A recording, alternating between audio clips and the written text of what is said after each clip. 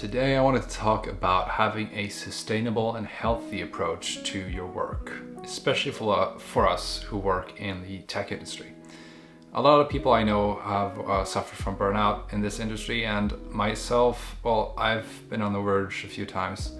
So it truly is crucial to find a healthy approach to work, not just to make the best work you can, but also to survive in the process, I think. So the things I'm going to talk about is the concept of the knowledge worker and how I think that differs a lot from something like a factory worker. How the 8-hour workday is a flawed concept nowadays for us knowledge workers. The importance of not comparing one workday to another, and having a healthy approach to knowledge work. So first of all, knowledge workers or a knowledge worker, what is that? For all of us in the tech industry who use programming, design, or copywriting, for example, we are what is usually called this knowledge worker. And the definition of a knowledge work is someone who generates value for a business with the expertise or their expertise, critical thinking, and interpersonal skills.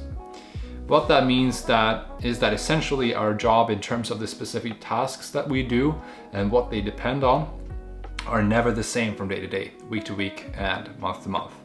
Even though we might work on a project as a programmer for 2 months, one day we might be sitting all day in different types of meetings. One day we might be cracking away at tasks in our backlog that are easy and low-hanging fruits. And the other day we might spend the whole day trying to solve an incredibly complicated technical problem that we won't solve for another week. The point here is that our days, and most importantly our output, cannot be easily measured like that of a factory worker because of the number of variables and unknowns that affect what we do from one day to the next. We might actually do work a whole day and not really have anything tangible to show for it, but rather that we will have solved the problem we are at that point trying to solve in a week's time, which will save the company 25% of expenses on compute costs. That is a very tangible thing, but you won't be able to see it for another week or maybe a few weeks or months. So the point I'm trying to make here is that the value that we create won't necessarily be perceived until much further down the road. So that's just for a week, for example. If we do that for 1 week of work, we lower the cost for the company's expenses on compute by 25% 1 week. The rest of the month can easily be expected to be providing the same kind of value every week, but that's not reasonable at all. So for the rest of the month, we might not even produce more than a couple of tasks being done in our Jira board, while having hosted a couple of meetings maybe, or introduced a new idea for a solution to a technical problem, or even less than that. I mean, that's the thing. Our days and the weeks and months never look the same, and we can't compare them to one another as being less or more productive, because the value we produce cannot so easily be measured in the short term especially, but more so in the long term. If we compare that to a factory worker who has a very specific job on a supply line to put together the dashboard on an electrical car, for example, the task is repetitive and the instructions are clear and precise, no decision making required, no problem solving unless something actually goes wrong, but that's generally above their pay grade. Just a task to be performed repeatedly over 8 hours of work or more. For a factory worker, work plus time equals output. And that output is very easily measured and can be much more easily controlled. If you know that you can put together 120 dashboards, for example, per day, as long as you can get in 8 hours of sleep, eat lunch, and work out 3 times per week, then you can keep that up. You know that you can reach the same output daily. Now I know 120 might be completely unreasonable, it's just a number. But for a knowledge worker, that's not the case at all. Not only do we have so many things that affect our day-to-day work, like on our daily basis, we also have to deal with distractions. If we can get past the discipline of structuring the work or using something like the Pomodoro technique to get you to focus for a fixed amount of time and not scroll social media, we still have other distractions, like someone coming by to ask you a question at your desk, people hitting you up on Slack or Teams or Discord or all of them at once, emails, lots and lots of emails. We have an expectation as a knowledge worker of being connected and available from start till end of day, while still managing to produce value. All the while having the ability to balance how much work you take on from day to day in order to feel like you are contributing anything, while still not doing too much because you're not paid enough, obviously. This is the curse of being a knowledge worker. It's simply not enough to be good at your craft. You need to know how to actually work as a knowledge worker. Which leads us to why the 8-hour workday for me is a flawed concept when it comes to the modern day knowledge worker. Despite it being a part of an employment agreement, which you should respect, the idea of the 8-hour workday quickly falters to me when you start looking at the output or value produced. Since we cannot predict nor expect our output to be the same from day to day, we cannot expect that one 8-hour workday is going to be the same as another 8-hour workday. When we talk about factory workers, 8 hours equals 8 hours of output based on the system in place on the production line. That's tangible and an obviously quantifiable metric that you can use to see what the factory can produce on a regular workday. You can literally use, if you're interested in AI, you can use the most fundamental supervised learning method in machine learning called linear regression to calculate the effectiveness of a factory, because the value produced is equal to the cost of the product it produces times the number of the products produced. However, if you try to apply the same kind of thinking to a software company, it quickly becomes infinitely complicated. First of all, you'd have to define what value is, and you'd realize then that there are more than one definitions. So one knowledge worker, for example, can produce different types of value on any given day.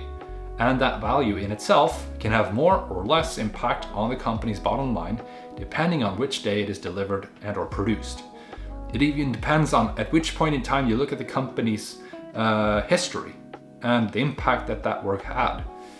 I think you see where I'm going. Like, the point I'm trying to make is that the argument behind working 8 hours per day it's null, simply because 8 hours do not equal the output for a knowledge worker. It doesn't. If a knowledge worker has clear goals that they are supposed to deliver on a given day and do so before 8 hours have passed, they have done their job. They have provided value.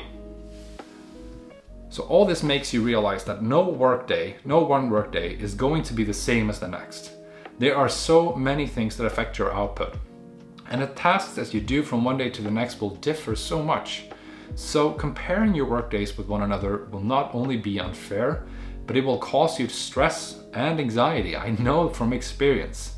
If you get a lot of work done one day, you should celebrate that and be happy about it. Absolutely. Not be anxious over the fact that you're not getting as much done the day after that productive day. If you are not careful, this is what can set off a chain reaction, or a loop, if you will, where you will increase the amount of work you're doing every day, little by little, and little by little, you will start getting more and more behind because you simply cannot do that much in a day. Until finally, under all that stress and the pressure you put yourself under, you break, you burn out. And then you won't be able to perform a single task for months, maybe even more. This finally leads me to the final point, which is the obvious one: having a healthy approach to your work. What does that mean for us as knowledge workers? It means, first of all, understanding everything I just talked about. The fact that our tasks change, sometimes on an hourly basis, and we can't measure our output like a factory worker can.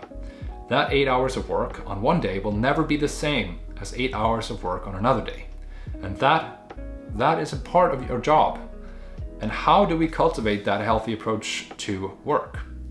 Well, to me, a big part of it is communication and being clear with expectations and goals. Talking regularly to your boss or your manager to discuss what their expectations are of you and about your own expectations of you and your work, and how you can align those with, for example, goals. Making it super clear to yourself what is expected of you and how you can feel like you're doing enough, and how the boss or manager can see when you're doing more than is expected of you.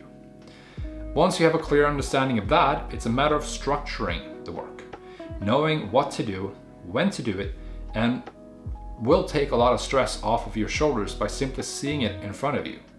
Knowing that the tasks that you need to do are split up on the days during the week.